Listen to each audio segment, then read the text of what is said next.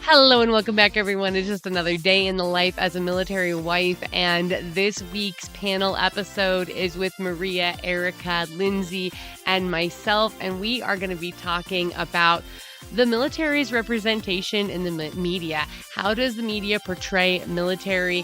What things would we recommend? What things would we not recommend? There's a lot of talk about the Army Wives, the Real Lives of Army Wives, or whatever it was that show was called. Yeah. Anyway, so this should just be a fun episode to kick back and enjoy. So come and join us as we, share what we think and our little hot takes on military representation in the media. As always, I'm your host, Sam Wolf, and you're listening to Life of a Military Wife.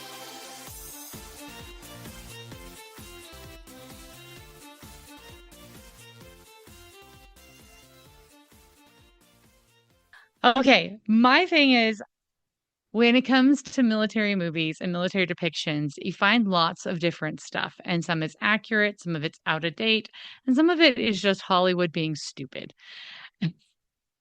And I remember watching Transformers once, and there's a military spouse, and he's trying to call his wife, and the wife is just has her phone on the counter and she's outside. And she's like, and he's on deployment. I'm like, my husband was deployed at the time. I'm like, my phone is always in my pocket because if he calls, I want to know. And I was like, who does that? Like, I was like, okay, maybe that does happen. But I'm just like in the day of cell phones. No, if I know my husband's calling, I'm glued to that phone. So I thought that was silly. And then the other ones is like, I was not a fan of Army Wives, that TV show. Some people loved it. I was not a fan. Um, and but then when my husband and Hogan's Hero is totally not accurate, but my husband and I got snowed in for a week in Kentucky with the kids. And after they'd go to bed, we started watching MASH. And the first couple seasons of MASH, meh. I don't know who the new writers were when they did a big switchover, but oh my gosh, we were on the floor rolling in laughter because some of the stuff was just so true to military life. And then there was one point where they were like trying to call home and they were like having to bounce it through satellite stuff. And so I called my aunt who had been in the military during the Korean Vietnam War. I'm like, hey, did that really happen? She's like, oh, heck yes. They had to bounce it through all sorts of stuff, and the connection was terrible. And you only got to call if there was like some sort of tragedy in the family or like a baby was born. And it was just, she was like, oh, it was ridiculous. You guys have it so good. But it really helped me have more compassion for my aunt who had been in before and be more grateful for what we have now as military spouses. And so I think it's interesting just when it comes to movies in general, take it with a grain of salt. Those depictions in Hollywood, sometimes they're just Hollywood's imagination, and sometimes they actually spoke to someone who's connected in the military. But you never know what you're going to get. So yeah, I love MASH now. I didn't love it before because I was a kid when I saw it and I'm like, I don't get this. Now I think it's funny. Another one I saw recently was Purple Heart, and I'm like, oh, that don't give people that idea. Like, don't give people the idea of defrauding the government. That one was a little sketchy. So probably don't do that. The movie's great, but don't do that. Don't defraud the government. So moving on to Erica, what are some depictions of military spouses that you've found entertaining, or books from military spouses, or ones that you just thought were bad? Oh man, the first thing that comes to mind, well, first of all, yeah, Army Wives. I thought was pretty good for the first maybe 2 seasons, and once the third season came around, it really just started to derail, and it went so far from reality. I didn't even finish the series. Um, my next show that, oh my gosh, this is a good one. We're stationed here, or I say stationed with in quotes because we're civilians. We're here in the Ramstein area in Germany. So I've heard Landstuhl Medical Regional Center thrown around in at least in Grey's Anatomy specifically. But I've heard we call it LARMC here in the area. That is the Army hospital that services this area of Germany and Kaiserslautern. And oh, I was laughing so hard and utterly annoyed at the same time because the female doctor character, I forget her name, she had had a job as a doctor at LARMC. And she went on this spiel and I don't know who wrote the script, but she went to, oh, I had it great in Germany. I had universal health care. She said that. I literally said, bull, honey, because if you're a medical doctor at LARMC, you're a GS or you're a federal contractor and you are making bank. And I mean bank. You are getting LQA, you are getting regular American insurance for maybe $300 a month. It's called Blue Cross Blue Shield Federal. It's called Aetna form overseas policy. And I'm sitting here like going through all the specifics in my head. Um, but I just thought that was funny and yeah, and it kind of paints a false, really a false narrative of, especially overseas, of, planting seeds in some audiences. Oh, I can be a doctor and go to Germany and serve this military community. And it's like, no, it doesn't work that way. Not if you're going to work at an army hospital because you are working on a military installation. You are employed by the American government. You're on payroll. You're you're on orders. Even if you're a contractor, you're still on some form of DoD orders. Um, and I just found it really funny. Those are the really only two shows that really kind of resound with me. I don't watch a lot of military movies because a lot of them are very action packed. They're more meant for men than women. Like Saving Private Ryan and the one called The Marine. Yeah, I can't get into those. Those are I mean, give me a good romance. I'm a typical girl. Give me the yeah. I'm not really into the testosterone form of military movies. But when it comes to the spouse, yeah, Grey's Anatomy, that is absolutely ridiculous. Um, and I lost interest in that show because it just got dumb. That's pretty much all I got. I haven't really found one that depicts military spouses and the spouse life really accurately. I haven't really found any. Hollywood really needs help. Oh, and for MASH, I have a little follow up for you. Little birdie, just a few days ago, after one of our streams backstage, uh, kind of let the cat out of the bag that when they switched um, writers on the show MASH, they had like a military. They had a guy they had brought on who was former military. He helped with the script. He helped with the accuracy. And it's so funny you bring that up because we were just talking about that. Was it this earlier this week after one of the streams, or it was last week? But it was Lou. Lou Wasserman is. I mean, you would have probably guessed who it was. Yeah, he kind of let that when we were in the back chat after the stream, and it was really interesting because I didn't know that about MASH. I didn't know that they had brought in essentially military consultant to ensure that the script and the writing was more accurate than it had been previously. So it was a little tidbit for you. That's so cool. That makes sense because Lou, he knows everything. So Lou is on WDW Pros live streams with Erika. And Lou, because he still works in Hollywood, that's his like online persona name, not his actual name. But he literally knows everyone, has worked on every TV show. Like this guy is, if you want to know anything about Hollywood, he probably knows it or knows the person who does. He pointed me towards a really great book about Casablanca and the making of the movie Casablanca, because it was actually made during World War II. And And so it was filmed, produced, everything, and even released during the war, which having watched it later on, I totally didn't pay attention to when it was released. But that's why it's got the feel it has. Yeah, Lou's awesome. Love Lou. He actually is really awesome. And I love that they actually do get military consultants for these movies. It just reminded me of Top Gun. Like they actually used the military in so much of Top Gun Maverick. It was such a great portrayal of military. But anyway, okay, moving on. Maria, your turn. What do you love about or hate? We can hate on this too. Let's have some fun. I forget things really bad. Like I can read the same books, I can watch the same movies over and over because I just honestly I don't remember them. Um, but I we like Top Gun. My daughter thinks that is like the top thing right now. It's her favorite movie.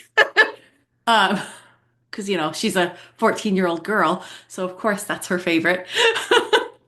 But recently we've been really studying World War II, and so we have been watching a lot of World War II movies, reading a lot of books about them. And I think my girls have really lucked out. They have two native Germans teaching the World War II class from a German perspective, but showing them how these youth in Germany fought against Hitler and really taking the chance to really empower these youth. Like, look at what you can do. And so that has been really good. But we accidentally read the wrong book. Like it had the same title and it was a World War II book, but it was in the Philippines and over on there. And it followed this guy's story, and he'd been in World War One, and was kind of retired and was living in the Philippines running his own airline and kind of got sucked back into this world and somehow got tricked into leaving his family, and his family ended up in a POW camp, like, and mad and just like, how do I get back, and not getting the resources. And he would go into like at gunpoint and was like, give me the stuff I need to get these airplanes going. And just really what the war was like in Australia, in that part of the world. And so it was just really interesting to really kind of dive into it and see these different perspectives. And I was like, I'm totally glad we read the wrong book because this one was really good. And then seeing the family get to come back together.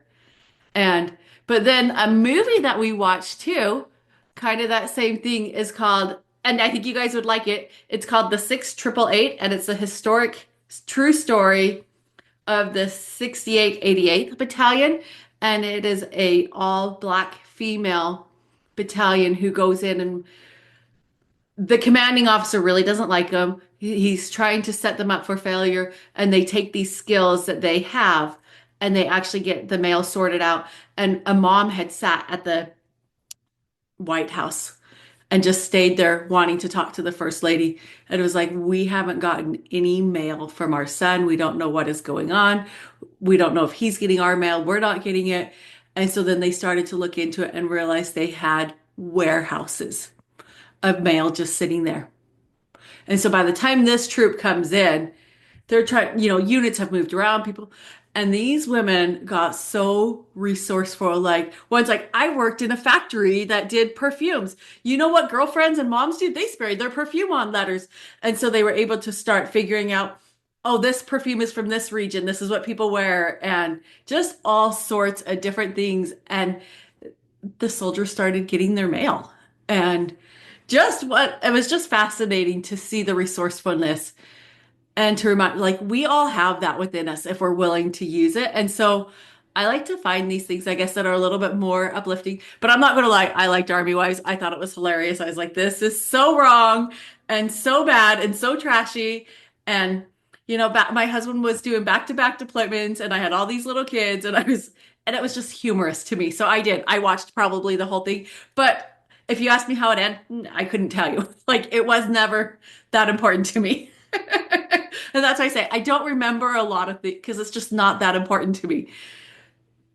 I'm going to take little nuggets out of it. Like I wrote down Lindsay's 3 T's. I was like, oh, I like that. I got to do some research on that. And like, can I do a podcast on these? Like these, that's a really good thing. How are you using these tools? And so that's something that'll stick with me, you know? And so I think as we watch these things or we read these books, we pull out these little nuggets that help us. Oh, I totally had the misconception about that.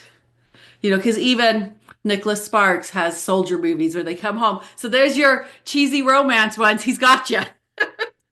And, but also being in the right frame of mind. Like, what am I watching? What frame of mind am I in? What can I handle? How heavy is this going to be? And choosing our media and the movies and books off of that too. So that's kind of what I got for you. Oh, goodness. I don't even know how I follow up with that one. You guys had a lot of great ideas. I guess first would be my memory of I did buy the series of Army Wives like on DVD when I worked on the cruise ship. You used to be able to take a cruise ship crew member bus to Target. And we'd ride over on a bus together, and then you could get what you needed from the store, and then you'd ride back to get back on board. And I married my husband 7 days before his third deployment to Iraq, as you do. And then I went and got on a boat. Sure, why not? And so I picked that up, and I was one of like 3 Americans on the dance cast, and everybody else was like an Aussie or a Brit. So I'm in my room, like watching this show with my Australian buddies, and they're like, "Do you really think that this is what it's going to be like?" And I'm like, "I don't know. Is it?" So just I don't know how the series ends either, but I sure did watch, the first 2 seasons and wondered, is this what my life is going to be like? It wasn't. Spoiler alert. But other favorites would include, on a more serious note, my husband loves Band of Brothers and The Pacific. Those are two, like, don't watch with your young children, but are wonderful stories done so well. That really, I feel like, capture the heart of like service and for one another. So I really enjoyed both of those. I would say like Band of Brothers, man, it is amazing. And then The Pacific is really rough, but because our family is Marine Corps, I felt like it helped me understand. My husband's grandfather was in the Pacific during World War II, and it helped us understand his story a little bit more and just the different trials they were enduring in such a different climate and part of the world. So the other one I was going to mention movie wise, and then I'm going to like give you 100 books, not really, but quite a few books as the author person over here that wants to just shout out all the books. She's not a military spouse, but have you guys seen Julie and Julia, the one that's about Julia Child? She was a diplomat spouse, I believe, right? I think they were State Department. I'm really sorry, Julia Child, if I get that wrong.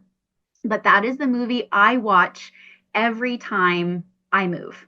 I just love her arriving in France, and the fact that she just sticks out like a sore thumb and like doesn't belong. And she has this moment where she's like trying to figure out what to do, and she's making hats and she's bored, and then she looks at her spouse and is like, but what do I do here? And then she goes and enrolls in the Culinary Institute, and off we go on this adventure with her, really shaping a new career for herself and a new identity. And I just really relate to that and the warmth that she has. I have a Julia Child cookbook, and someday I really want to make that boeuf bourguignon, you guys. It's like on my list of must-dos before I pass. But as far as books go, to go with that thread of media, there are so many wonderful books by military spouses for military spouses to read. The first one I ever read was by Terry Barnes, and I have it up here on my shelf somewhere. She has a series of them called Stories Around the Table, and that one was just a beautiful compilation of essays by other military spouses. It's the first real honest accounts I read of deployment and goodness, like getting married and having your child perhaps while your spouse is gone.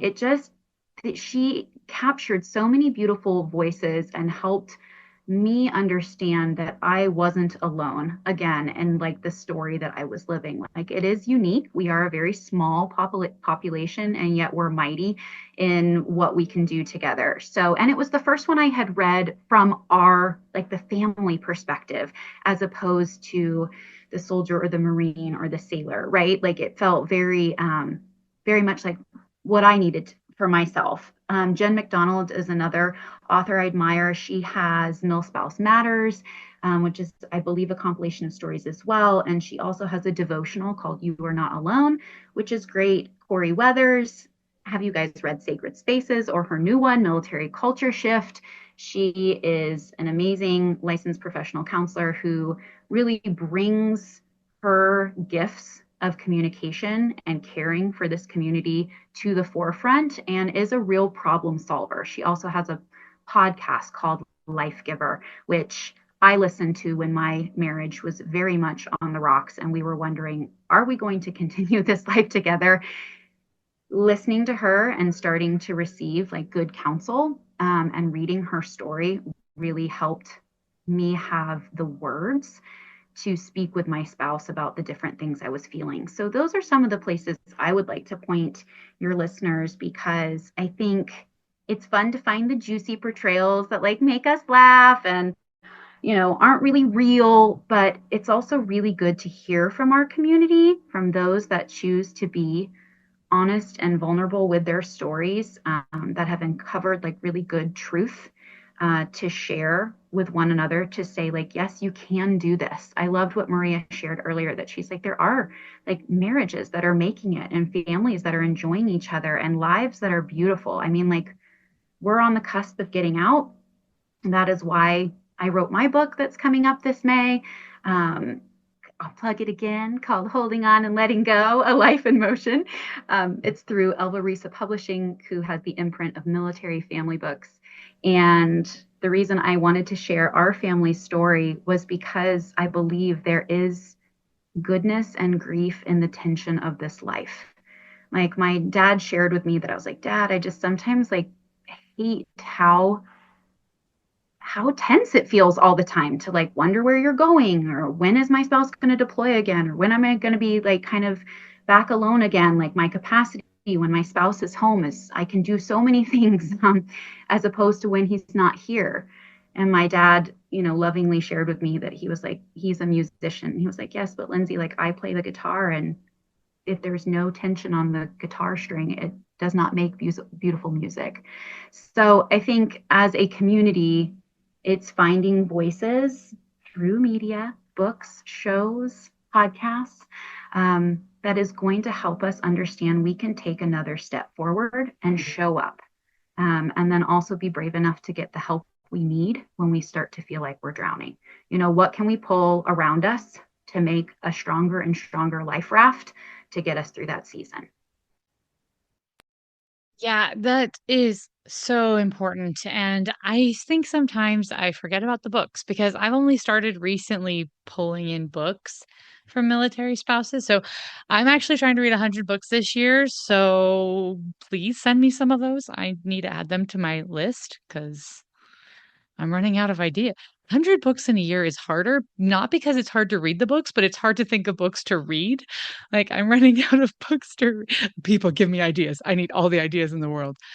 One I'd like to plug is Tracy Hunter Abramson. She writes fiction, but it's based on her real experiences as a former CIA agent. And she worked with the military because she's got some really legit insights into the dynamics between military relationships and spouses and stuff like that. And her books have to be reviewed by the CIA before she's allowed to publish them. They're YA, they're really quick reads, but her Saint Squadron series is all about us Navy SEALs, that and their relationships and their romances, Erika, their romances. It's all about them finding their wives and stuff like that.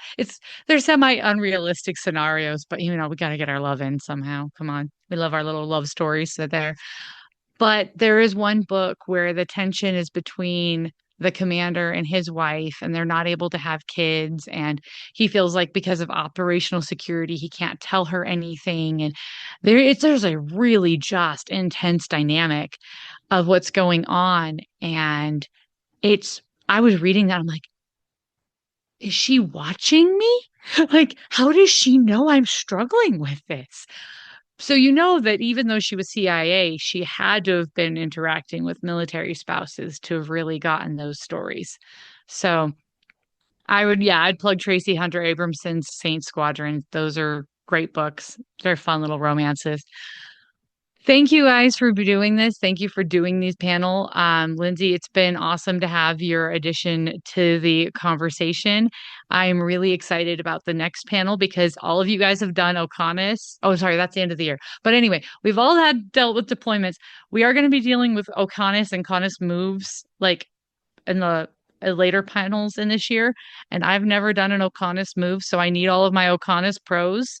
So I need you guys to come back and help me with that one because I don't have anything worthwhile to share on that topic. But this is why we do this. This is because we can uplift and I just love seeing all the different things we're all doing. Like Erika, I like the fact that you are in those other streams with non-military streams and you're being like, no, no, no, wait, honey, that's not how it works.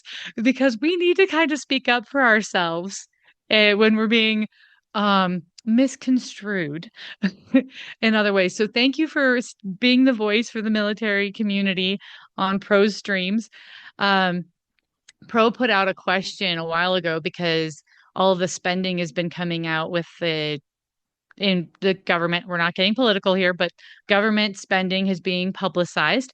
And there was a question because the DoD had paid Disney a bunch of money and they were like, why would they do this? And both Erika and I are like, wait, that could be legit. Please don't make them take that away because military posts will have movie theaters. And so they have to pay to show those movies, and there'll be streaming services when you're deployed or overseas. So we're like, whoa, don't freak out about this. We don't want our MWR messed up with. We like our morale here. And so thank you for being that voice for the military community and representing us so well, Erika. Maria, thank you for all you're doing with the military community, helping veterans and with your life coaching. It's been a pleasure working with you for these years. You've been one of my little supporters since almost day one, and I'm so grateful for you. And Lindsay, this is fabulous. I love that I'm getting to meet new, wonderful people all the time. And again, as a book nerd, and I'm looking at all of your bookshelves makes me so happy. Um, Please, I want more ideas for books from you. And I love that you took this passion you obviously have for literature and are now using it to bless military spouses and make more resources. So, outside of movies and TV shows, we also have good representation in books. So, thank you guys, and thank you for all you're doing. We're going to wrap it up here, but we will be doing more of these panels. So, stay tuned, everyone. I just want to thank those lovely ladies again for being a part of that conversation and sharing those different opinions and ideas about military representation in media. And hopefully, you guys got some fun ideas on different books or TV shows or movies to check out that involve the military. And yeah, it was just really great to have them all on here. And please check out Lindsay's book. It is a phenomenal read. I am in the process of reading it, and I also did an entire episode with her on her book, so you got to check that out. I will link it in the description. And it really just touched me. Her story is fabulous. She has experienced a lot, lived in a lot of really amazing countries. So it is just a really great way to get a taste of what the military experience can be like for some families. So thank you again, Lindsay, Maria, and Erika, for your involvement in these panels. It is fabulous to have amazing military spouses like you. And I love that we have representation of multiple different branches of the military service as well on this panel. If you enjoyed listening to this episode and appreciate what we're trying to build in the military community and just helping reach out to the community at large and explain ourselves as the military community and help bring you all in. Please like, share, subscribe, comment, click it, stick it to the algorithm, because that is how we survive and thrive. We cannot continue to grow as content creators without the interaction that we get from the community who listen to us. So please, please do that. It is a big blessing for me. I appreciate all of your encouragement and support, and all of you who are out there who take the time to appreciate the work I'm doing. And I just want to say thank you. Additionally, if you have any resources for the military community, if you are a military spouse or a veteran and you would like to share your story and what you're doing, please contact me. I'd love to have you on my show. I am constantly looking for information that I can give and share with the military community that would be helpful. I am currently working with a couple different resources to find different things about travel for military families. And so if you have information on military travel that could be beneficial to military families, for example, deals, tips, tricks, ways to make it more economical, because it's difficult with large families, which often military families are slightly larger than the average, to travel. And our budgets are tight. We don't make a ton of money serving our country. We do it because we love it, not because we're going to get rich anyway through it. So please send me that information. Again, like, share, subscribe, comment, and let's be the good that we want to see in the world. I am your host, Sam Wolf, and you've been listening to Life of a Military Wife.